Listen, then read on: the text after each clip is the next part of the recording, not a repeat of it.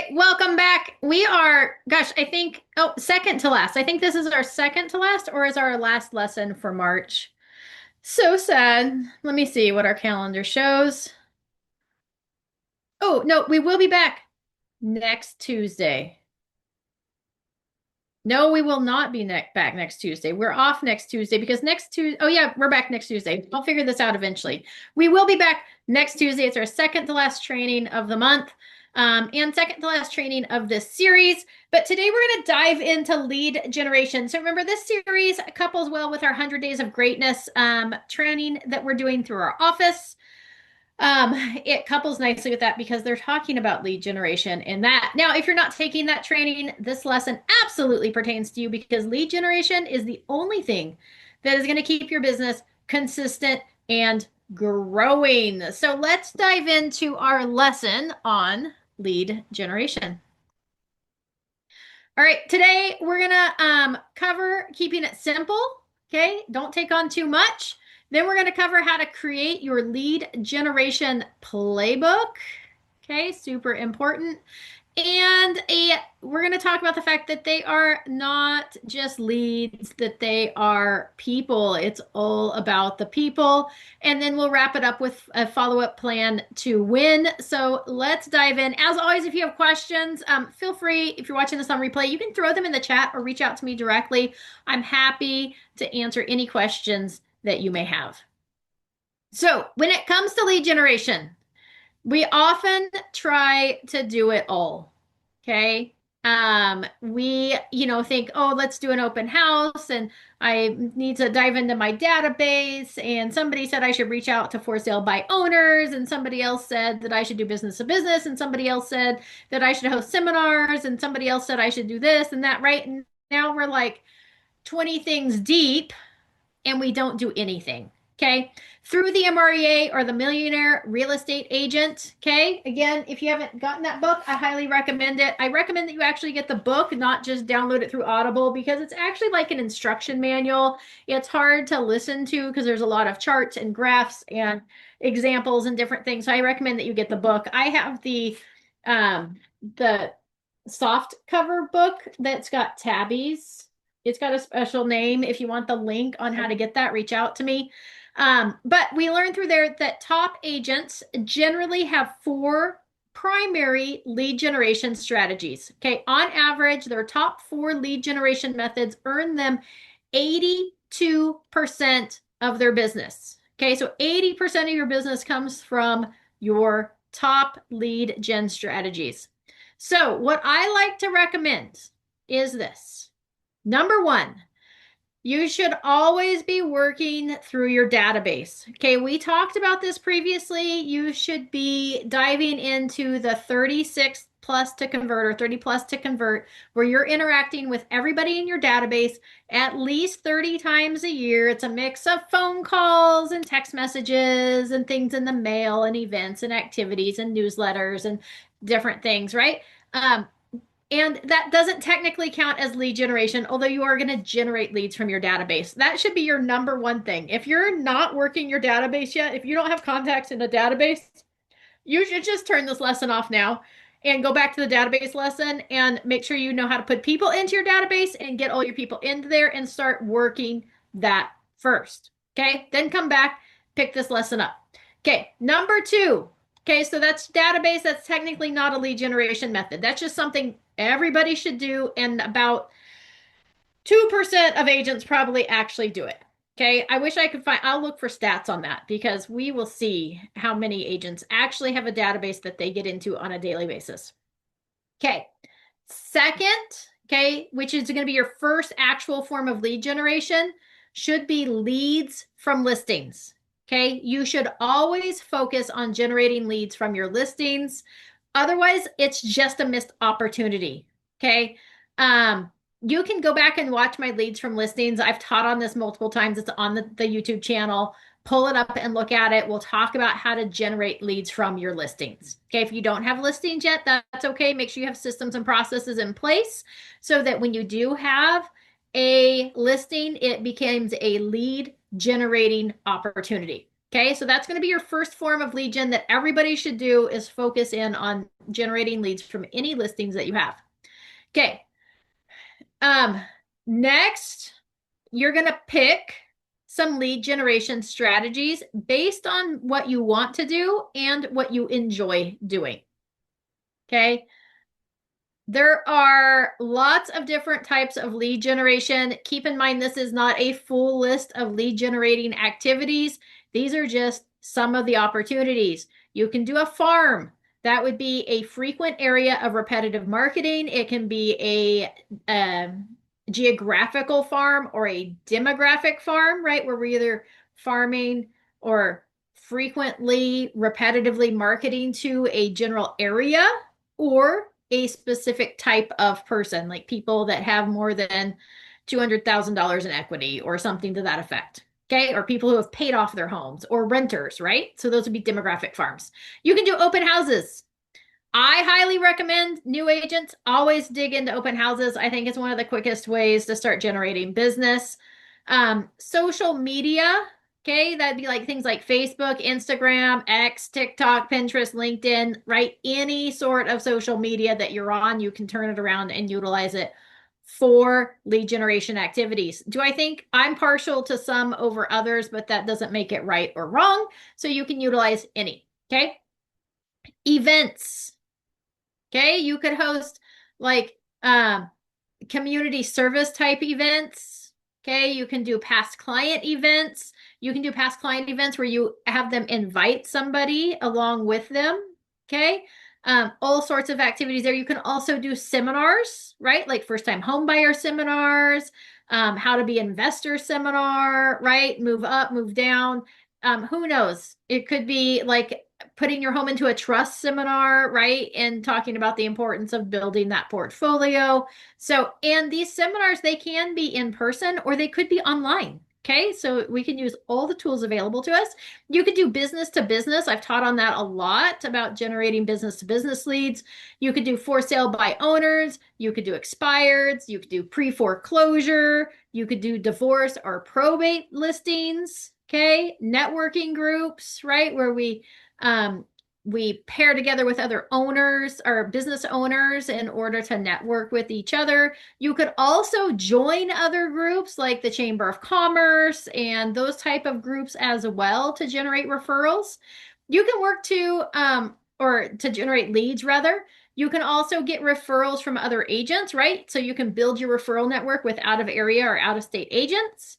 You can utilize YouTube, right, to generate business. I see more and more agents starting to do this. We've talked about it for years. So, I mean, you can go back to my YouTube channel, figure out when the first YouTube lesson was that I talked about becoming a neighborhood specialist, because I'm seeing more and more agents do it now. It's not too late. You could have a niche website. You could use Craigslist, right? Post yourself on Craigslist as seeking employment or whatnot, looking to, be a listing agent, do all your values there. You could do garage sales. Okay. And no, I'm not talking about hosting garage sales. I'm talking about go visit garage sales on the weekends, have conversations with the garage sale hosts, find out if they're having that garage sale to prepare to list their house. Okay. You could find leads inside of your hobbies. Find other people like you that are doing things that you enjoy doing. Hang out with them. Build your network that way. You could do direct mail. You can do golden letters. There's so many opportunities there. Again, this is not a complete list. This is just a few ideas of things that we have. I think on most of these, I've probably taught on just about all these subjects. So you could probably go and find information on it on the YouTube channel. All right. So pick lead generation. Okay. So identify your 3 methods of lead generation that you're going to execute. Okay. Then your next step is going to be develop systems and processes around those methods. Okay. Second, what I would do is define and write down strategies for each method. And then you're going to run your strategies weekly. Okay. This means that you will define your strategies. You're going to need to break it down into action steps that will be completed each and every day that you're going to be working. Right? So I went through a whole series of lead generation methods where we broke it down on a weekly basis. So you can go back and find those classes. But we talked about like if you're going to host open houses, what you should be doing leading up to the open house, what you should do after the open house. And for all your lead gen methods, that's what you need to do. You need to sit down and develop a strategy. It's not the same as, well, I'm going to do YouTube. So once a week, I'm going to record a video and post it. Okay, fabulous. But what else are you going to do? Are you going to be interviewing people on those? Are we going to talk to local business owners?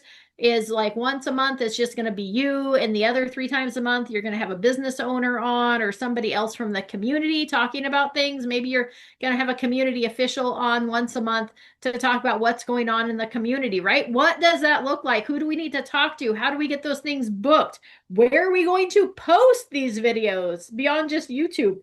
How are we going to get more people to look at it and put their eyes on it, right? So these are the types of strategies that we need to develop so that we can run with them weekly. We write them down so that it's repeatable and scalable. And then what we want to do is make sure that we are tracking all of the activities. Okay, you need to be able to look back over your lead gen activities, over those systems and processes, over those activities, and know what the results were, how much time was spent, how much money was spent. That's going to allow you to calculate your return on investment, okay, or your ROI, okay? Okay, and you're going to look at that return on investment for both time and money, as well as look back over your activities to see what worked, what didn't work. That way we know if we need to tweak the activity to bring results. I think we talked about this last week as well, right? When we're tracking things, that allows us to look at it and say, is it an activity issue or is it a method issue? Okay, right? If I am not generating any leads from open houses and I've said, hey, open houses is going to be one of my lead gen methods, and I look back over my activities and realize that I haven't actually hosted any open houses, wah, wah, wah, then it's not a method issue. It's I need to start hosting open houses to figure out if I'm going to generate leads from those open houses. And if I'm hosting those open houses, maybe I've hosted open houses for the last 2 months. Maybe I've had like 7 open houses. I haven't gotten any leads. Now we need to look at our systems and say, what do we need to tweak or change in order to bring the results that you want? Okay. I can help you do that. So if you need me to help, you reach out to me and then we'll figure out what that would look like. Okay. So here is the example, right? I might decide that my 3 lead generation strategies, in addition to my database and working leads from listings, are open houses, YouTube videos, and for sale by owners. For sale by owners, my system and process may be that on Monday, I identify all the for sale by owners in my area. Okay, on Tuesday, I call those owners and I work to schedule a walkthrough for Thursday. Wednesday, I compile a packet of information pertaining to the for sale by owner, CMA, for sale by owner pre-listing packet, etc. Thursday, I complete the walkthrough. I talk with the owner. I identify their motivation. I find out why they are selling on their own, ask them if they're willing to compensate a buyer's agent, and briefly discuss the benefits of listing with an agent. I also want to find out if they intend to host an open house that weekend. Maybe I'll offer them open house signs. And I'll let them know that if they have any questions or need anything to reach out, right? Because I know that oftentimes for sale by owners, those turn into for sale by agents. Fridays, I'm going to drop off signs for their open, follow up, see if they need anything else, follow up with anything that I told them I was going to follow through with, and look through the buyer database to see if the property is a match for any of my specific buyers, right? And then next Monday, I'm going to check in with them, see how their weekend went, where the showing, how were their showings, opens, etc. I'm going to continue to check in every couple of days with them until that home is under contract or until they hire me as their agent. Right? So you see how each week I know what I'm doing each day, and they're not big activities. I'm not trying to lump it all together on one day because I still have to do things like generate those leads from my listings and work my database. So I don't want it to take all day. I just want it to be little things that I can do that move me towards my goal. Okay. So that would be an example of the strategy I would have it in writing. I would know what I'm going to do. It's going to be on my desk so that every day I walk in, I know exactly what I'm doing when it comes to my for sale by owners. I know who I need to check in with from the previous week or previous weeks, and I know who I'm following up with. All right. Lead generation is really just connecting with and understanding humans. Okay. Lead generation ultimately is the art of making friends. Okay. For the lead generation methods that you choose, make sure that you focus on strategies that's going to help you create relationship with those potential buyers or sellers. They need to get to know you. Okay. Take time to get to know your leads. Find areas where you have things in common. People like to do business with people they relate with. In fact, maybe even focus on lead generation activities that are going to connect you with people you want to hang out with, right? We're not limited to traditional lead generation methods. So if you like cars, right, maybe have a booth at a car show. Maybe events can be part of your lead gen strategy, or maybe hosting car shows or car related activities could be part of your lead gen activities. If you like outdoors, like hunting, hiking, fishing, camping, find ways to connect. Start a hiking group or a fishing group. Invite past clients, have them bring friends, connect with new people, right? Or maybe you like DIY projects, or maybe you're a gamer. Find a way to incorporate that into your lead generation model, right? Personally, I love riding horses. Specifically, I love trail riding, right? So my ideal customer are other horse people that enjoy trail riding. I mean, I'll take all horse people, but sometimes, other methods or other disciplines, they can get a little crazy. But so anyways, I started a trail riding group. Okay. It did two things. Number one, it helped me not just get out on the trail more, right? And do what I love, but it connected me with other horse people. We spent hours on the trail building relationship, right? People would invite other friends, which led to new connections, and it led to multiple transactions. Okay. So not only did it lead to more business, but it also made it so that things like my gas, my mileage, and other expenses that would have otherwise been a hobby are now a write-off. Okay. Make sure you check with your tax professional on that, but it did make it a win-win opportunity. Okay. So I don't like people. Okay, that's the honest truth. I don't like meeting new people. It's hard for me. If I go to the grocery store or Home Depot, some people can just strike up conversations with people at the Home Depot. I'm not that person. I am there to get whatever it was that I needed and get out, and hopefully I don't have to interact with anybody. I am a true introvert. Hosting open houses, I've done it. I paid my dues. I did it every weekend for years. It's exhausting for me. Okay. So you can be successful in real estate if you are an introvert. You can be successful. Find ways to lead generate that help rejuvenate your battery, like horseback riding or doing things that you enjoy doing, right? So you're not stuck with some of those traditional methods. Some of them I would say, hey, just suck it up and do it. Like open houses, suck it up and do them anyways because they work. Okay. So we can fake it till you make it for a couple of hours every week. But by focusing in on activities that you enjoy, you're put in a position to make new friends that aren't just going to help increase your conversion ratio. It's going to increase the enjoyment of running your business and help to reduce burnout. Okay. If I still had to host open houses every weekend, I probably would be out of the game at this point because it does lead to burnout. And I've been doing this for lots of years, but I did pay my dues there. So, right. And then if we're doing things that we enjoy, it's going to help us create clients for life so that we don't just earn today's business, but that we get future business and future referrals as well. You can think outside of the traditional lead generation box. So please do, but pick some methods and then work those methods.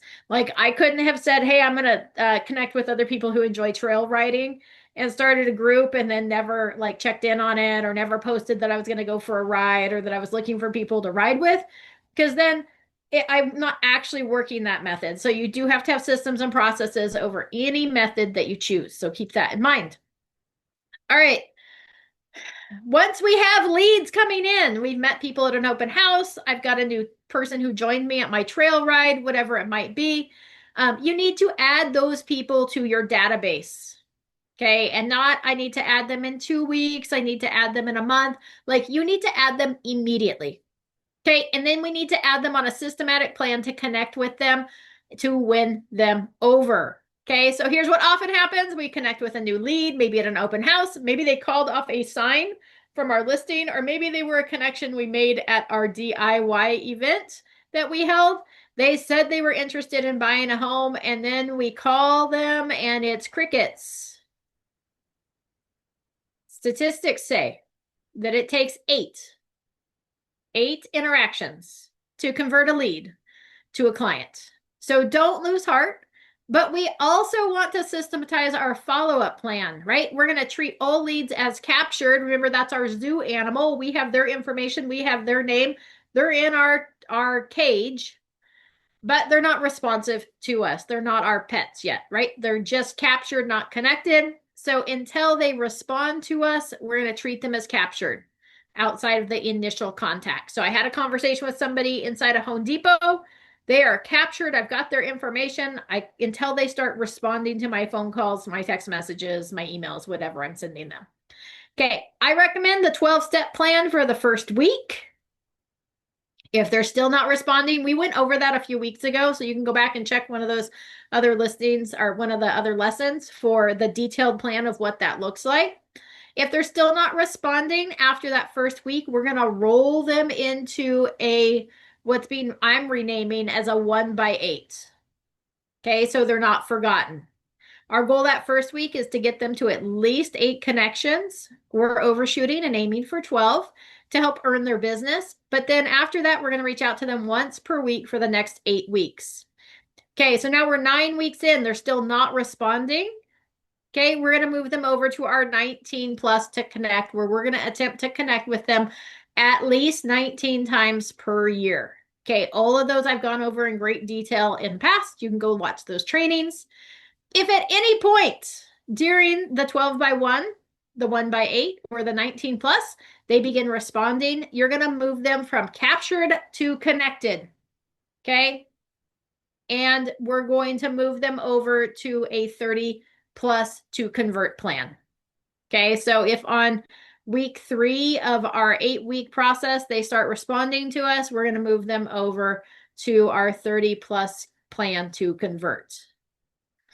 Okay, so that's your plan on lead generation. Lead generation creates a consistent stream of business. As long as we are generating new leads, using systems to do so, and have systemized follow-up as well. We have to be following up with these leads that we get. Otherwise, we're ultimately just wasting our time. And I do know about that. Back in the day when I first got started, remember I told you I hosted open houses all the time? I hosted 1 to 2 open houses a week. Most weeks it was 2. I usually did Saturday and Sunday. And I have always, before we were required with the Ohana form, I have always made people sign into my open houses. I had hundreds and hundreds of lead sheets that I never put into a database. I maybe called and followed up with them once. I didn't make multiple phone calls. I threw away hundreds of thousands of dollars in gross commission income by not following up with my leads. I don't recommend that. I didn't actually realize what I was doing until probably 7 years into the business. Probably after 1 or 2 years of my highest lead gen as far as open houses, hosting open houses, because that was my primary. And I hired a coach, and my coach said, okay, so where are all your leads? And she said, how many people do you have in your database? And I was like, database? What's that? No, I knew what a database was. So I didn't say what's that. I said, database. I go, I don't call people. I'm scared of people. And she goes, Amy, you need to be interacting with your people. How many people do you have in your database? I was like 45. And she goes, 45. And I go, well, yeah, I mean, she goes, well, how many people do you have in your phone? And I was like, I don't know, a few hundred. She goes, why aren't those people in your database? And I said, well, because I just haven't done it yet. And I said, and she goes, and you've been hosting open houses, right? And I go, yeah. And she goes, what about all those leads? I go, oh, well, those are all on a stack of paper over there in the corner of my office. I still have them. I just not doing anything with them. And she goes, how many do you have? And I said, I don't know, probably a couple hundred pieces of paper. And she goes, and each one of those is worth $10,000. So you have 200 pieces of paper, each worth $10,000. She goes, let's say that only 10% of those actually turned into a client because you followed up with them, right? That would have been a couple $100,000 just in those. So take your leads, put them into your database, put them on a follow-up plan, call them until they block you. Okay. That's my recommendation. Just because somebody says no today doesn't mean it's no forever. So I would keep them on my plan and keep reaching out to them once a quarter. So do the follow-up as well. Do the lead generation, do the follow-up. It's going to create consistent business. It's going to make it so you don't have all the ups and downs, so that you have consistent growing business. And then as your business is growing and you're like, Amy, this is more busy than I want to be, then I'll show you how to build a team so you can be less busy and your team can be busy and you're still making money. All right, there you go. Lead generation 101. If you have questions about it, please feel free to reach out to me. We will see you next week. I believe next week we are talking about how to put people on to a drip campaign inside of the new CRM that we have access to through Barry's MLS. No, through our car forms, library, through Transact, Lone Wolf. All right, fabulous. Have a fabulous day. I hope you enjoyed this recording. Again, if you have questions, feel free to reach out to me. If you need extra help, reach out. I'm available. I'll see you all soon. Have a great day.